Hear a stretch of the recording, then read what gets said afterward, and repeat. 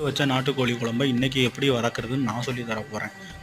என்னடா கரண்டியை விட்டு கிளண்டி கிண்டி காட்டுறானே, இப்போ நேற்று வச்ச குழம்பை இன்றைக்கி சமைச்சு காட்ட மாட்டான்னு நீங்கள் நினைக்கலாம். பட் ஆனால் இது சமைக்கிற வீடியோ கிடையாது, வதக்குற வீடியோ.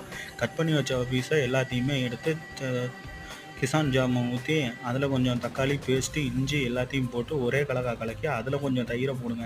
தயிர் கிடைக்கலன்னா வெண்ணிலா ஐஸ்கிரீமை போடுங்க, ஒரே பதமாக இருக்கும். ஊசியை தலைகளாக போட்டு வச்சு எண்ணெயை போட்டு காஞ்சி போன கருவேப்பிலை, ஊஞ்சி போன வெங்காயத்தை எடுத்து போட்டு நல்லா கருவுற அளவுக்கு தேய்ச்சிக்கோங்க. எல்லாம் முடிச்சதுக்கப்புறம் அதில் நேற்று வச்ச சிக்கனை எடுத்து ஒரு வதக்கி தேவையான எண்ணெயை ஊற்றி இது மேலே கொஞ்சம் தயிரை ஊற்றுங்க. தயிர் இல்லைன்னா பாலை ஊற்றுங்க. ஆளுக்கு யாரும் ஊற்றிடாதீங்க, சிக்கனுக்கு மட்டும் ஊற்றுங்க. ஒரு கப்பில் எண்ணெய் கப்பில் மட்டும் தான் ஊற்றணும், இல்லைனா தப்பு நடந்து போயிடும். மூடி வச்சுருங்க. மூடாமல் வச்சிங்கன்னா கிளி உளுந்து பாய்சன் ஆகிட போகுது. பச்சை மிளகா கீரை போடுவீங்களோ கீரை மாவு போடுவீங்களோ கொத்தமல்லியை கண்டிப்பாக போட்டாகணும், ஏன்னா அதுதான் நம்ம கொலை வளர்க்கும். கொத்தமல்லியும் பச்சை மிளகாவும் நல்லா ஜல்சா பண்ணுற மாதிரி திருப்பி போட்டுக்கோங்க.